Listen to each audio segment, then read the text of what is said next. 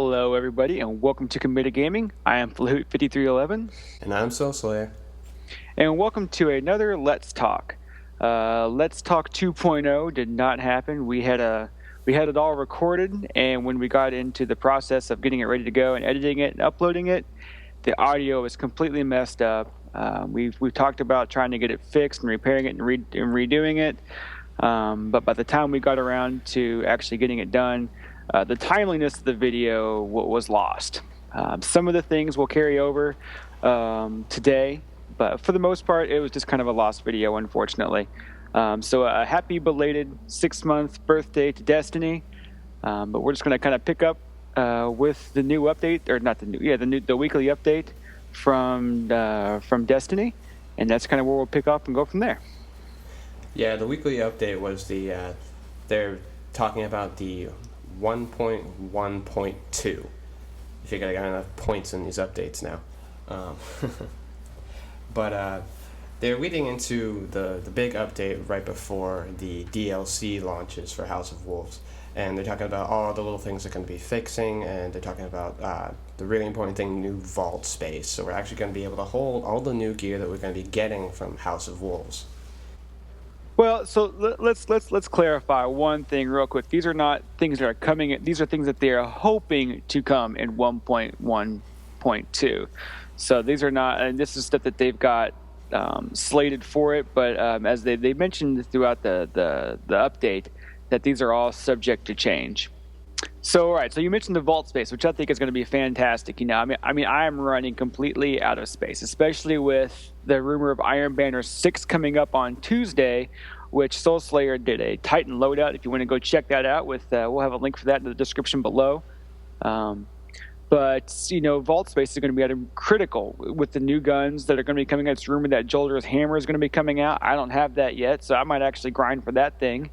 All the new armor that will be with that. So we are. I mean, I am already pretty much out of space between my characters and my vault.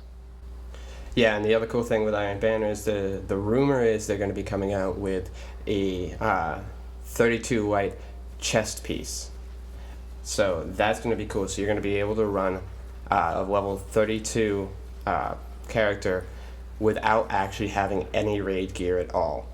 So that's pretty cool. And yes, the Jolder's hammer. I am so excited about that because I run Jolder's hammer constantly.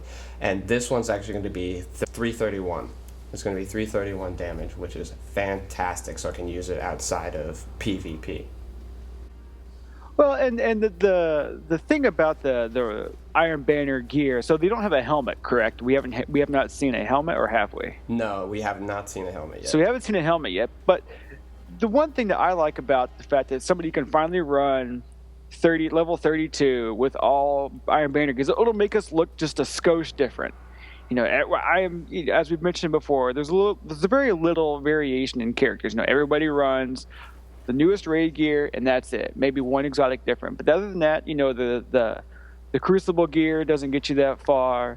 All the different factions, none of them get you to 32, so there's almost no point in running them, and so everybody looks the exact same. And this will finally allow just that one little bit of variation, because not everybody is willing to sit and grind out PvP for that long. And not only for this one, but you've had to do it for the previous Iron Banners to build up your armor collection. Yes, and that's very true.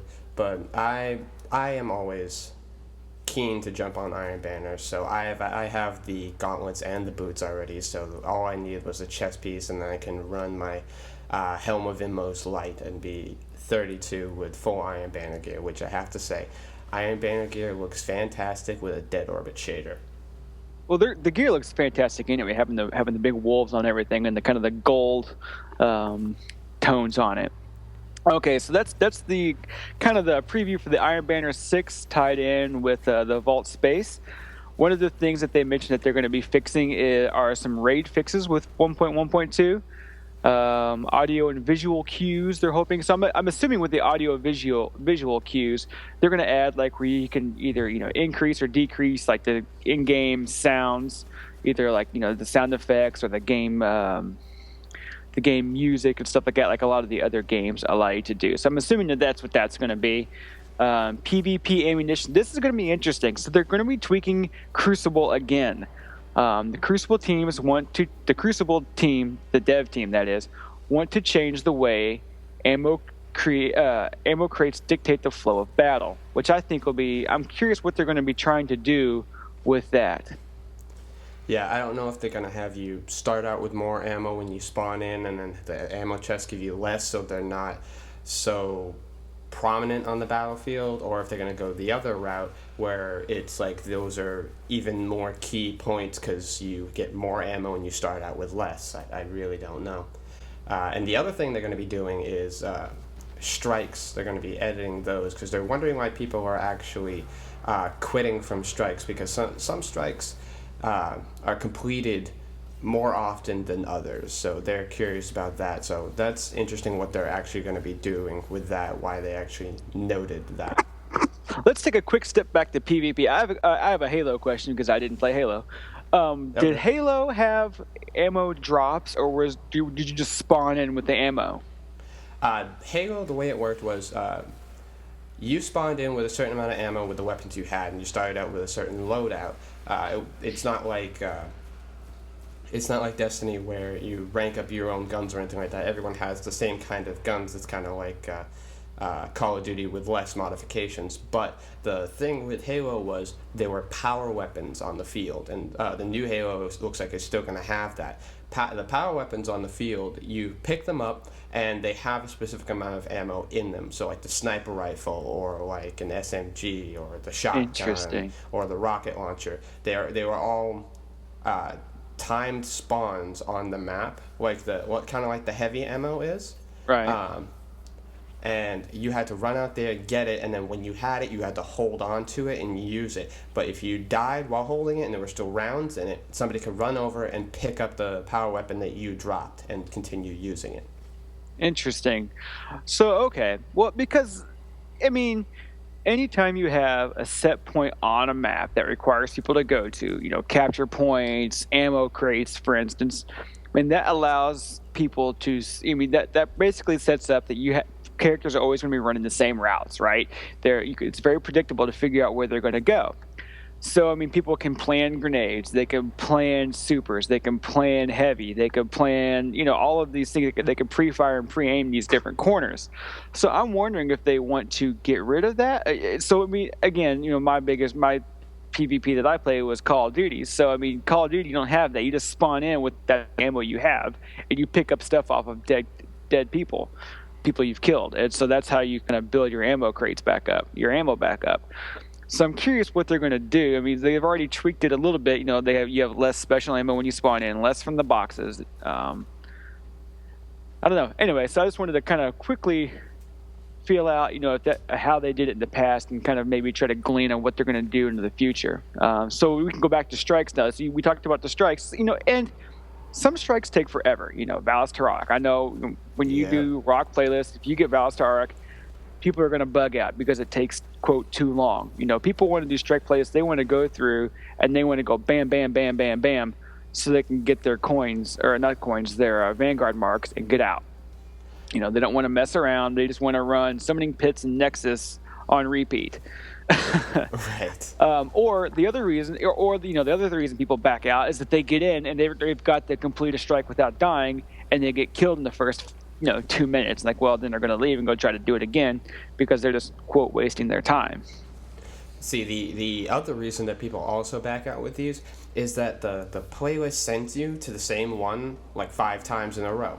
No one wants to play it that many times. Like they need to adjust the random engine, whatever they use for that, and they need to make it so that it. I think 1.1.1 supposedly addressed that. Did it? I think so. I think that was one of the things that they mentioned in 1.1.1 was increasing the randomness, or making certain strikes repeat less frequently. There we go. Gotcha. Yeah, so I think, but yes, no, you are correct. How many times have we been there? Like, we literally just did this, and so we back out. Or you get a guy who's AFK again, just sitting around waiting to pick up his rewards at the end of it, And I mean, that's the reason why I've backed out before. If I've got a guy who's not doing anything, I'm just going to leave because I'm not pulling him through, and I don't feel like doing it all by myself.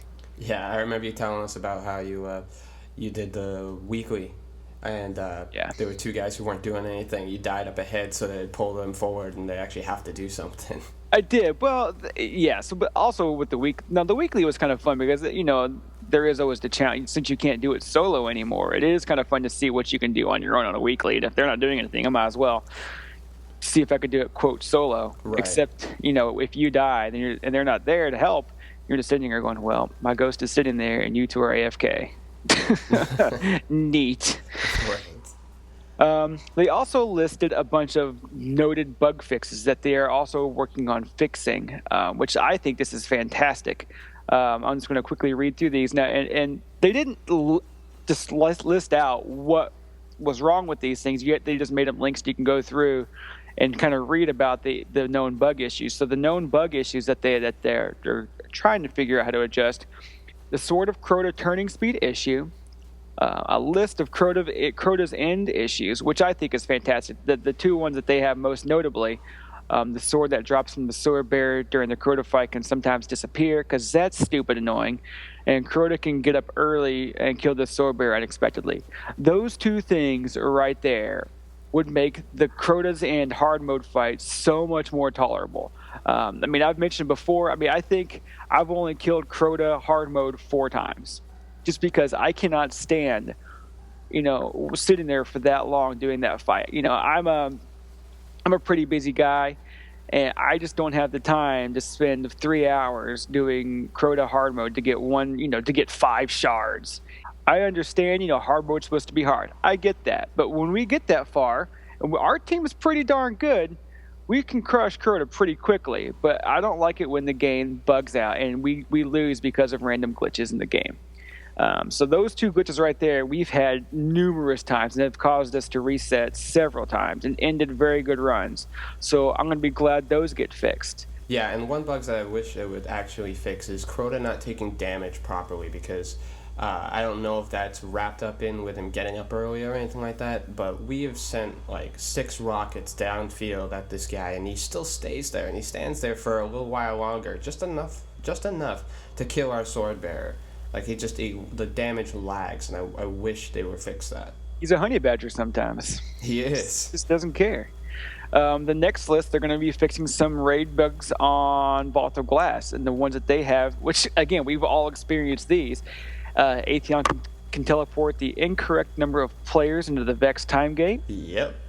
Players can be teleported into the Vex time gate with a detain bubble active. That's annoying. Oh, that sucks so much, because it's always the one person in the group, or in that 3 that get teleported, that knows how to use the shield the best. And it's just like, oh, he goes down. Oh, well, one person can't shoot all of them by themselves. Yeah, or it's the guy who's got a rocket launcher and doesn't Right. Atheon can cause splash damage to players even when they appear in the relic bubble. That's fantastic, because I don't know how many times we've been killed by that. Yes. Minotaur's health and shield regenerate after being struck with the relic. Yep. And time gates could frequently double teleport players if the other side is blocked, because that has happened to us several times, where you come out and you're like, I'm still not out, and then by the time you figure out how to get back around, you're blinded, and then you're useless. Or you can't get back out, and then you get teleported again, and it goes around, and then it ends because everybody's dies.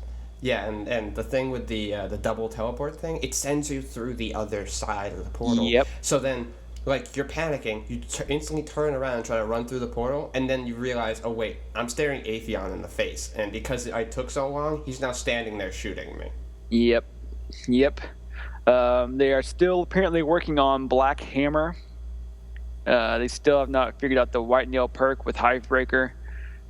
So I guess they're still working on that one. And the last one is text in-game replaced by question marks, which I've never seen. Apparently it's an Xbox One bug. They actually give a list of how to kind of fix it. But I've never had in-game text replaced by question marks. I've never either. Yeah. So those are the not necessarily going to be with 1.1.2 32, but those are bugs that they know about and they're trying to fix. Hopefully if they fix all of those, if they actually make Crota hard mode fun to run, I will be ecstatic. That's the one exotic I'm missing is the Necrochasm. And I just, honestly, the gun is not that great, and beating my head against hard mode Crota wall for 2 hours isn't worth it to me sometimes. Yeah, I feel you on that one. And it just aggravates me so much when you do the raid flawlessly, but you still lose. Because, Right. Crota, Crota cheeses you. Crota does, in fact, cheese you, for sure. So that's what looks to be on deck with the Bungie update and what they are planning on doing. They did introduce a very small patch, which is interesting. So there's a lot of speculation around what this little bitty tiny update did. It was the hotfix. We have another 0.1, by the way. It's hotfix 1.1.1.1, and the hotfix says installed admin tools to enable us to better inspect and manage databases. So some of the speculations on the internets is that if anybody who's out there looking for information, you'll know who Mega Man 6 is, right? He's the guy who's been data mining all of the Bungie stuff, Bungie servers, and giving us all these leaks and information. So some of the speculation is that this was in there to kind of maybe try to stop him from doing that or kind of manage that. Some of the things are like, he had this prediction for what Xur was supposed to be selling. Like he was supposed to be selling like no backup plans, I think, Light Beyond Nemesis. I can't remember what the Hunter thing he was supposed to be selling. He was supposed to be selling Universal Remote and no heavy synths this week. Well, obviously that did not come true. He sold Red Death and all these other things. You can check out our video for that, by the way, on what Xur was selling this week. Shameless plug. But so there's a lot of speculation on, that's what happened. Like they got in there and they've manipulated the database ever so slightly so that he sells different things than what was previously data mined. So, I mean, that's the updates. Those are the updates that are coming up. Mostly I'm just really excited about more vault space and fixing Crota. If they can do those two things, I'll be a happy camper. Yeah, I'll be a happy camper too, because I'm a very much RPG guy. I like having big vault spaces so I can hold on to my sentimental weapons and gear. You know what I mean? Like, I still have my first legendary sniper rifle, and I am not letting that go. And most of my guys now are running around with 1, maybe 2 spots in each of their weapon slots. And then my vault has literally 3 spots open so I can swap weapons around. So I can swap like the 3 weapons I use for like a raid or whatever. And that's where I have to keep it. So I keep having to delete things I don't want to delete. So let's briefly talk about the app real quick. All right. So we have the app. It's very cool. It allows us, it's what we wanted, right? You and I have been talking about how sweet would it be if I could just jump onto the app and just swap out weapons. Right, we talked about so that they gave so it much. To us. Okay, thanks. Well, now beggars want to be choosers. I don't want to have to send something to the tower, send something from the tower back to my guardian. I just want to be able to click on my warlock page, select Pocket Infinity, and transfer it straight to my Titan. Why can't I do that? Why do I have to have the extra steps? So now beggars want to be choosers, I guess. But at the same time, I don't want to lose anything, Bungie. Dear Bungie, do not take away my guns like some people have had happen. Yes, no. And we talked about that too. Yeah, we talked about that with our first list talk where we mentioned, there's something that's going to go wrong with this. And sure enough, it did. So we nailed that one, which is kind of funny. No, but I think that I'm just happy that I can move stuff around while in the raid. Countless times I have duplicate guns, so it's just I don't take a look at them right away, and then I realize once I'm in the raid, oh wait, this is the non-leveled up one. This isn't gonna help me. So I'm just really happy that I can swap things out. It's like it would be nice to be able to select exactly where the weapon goes, but I'm not that worried about it. Yeah. Okay, well, I think this is a good stopping point for us. We've got thoughts on some of the stuff we had in our 2.1 Let's Talk were our thoughts for the future of Destiny, which maybe we'll include here at another date. We got quite a bit of information we covered today, so I think we're going to leave it at that. Do you have any last thoughts? No, I think we covered everything that we needed to. All right, well, with that being said, I am 5311. And I'm Soul Slayer. And thanks for joining us. All you gamers out there, stay committed.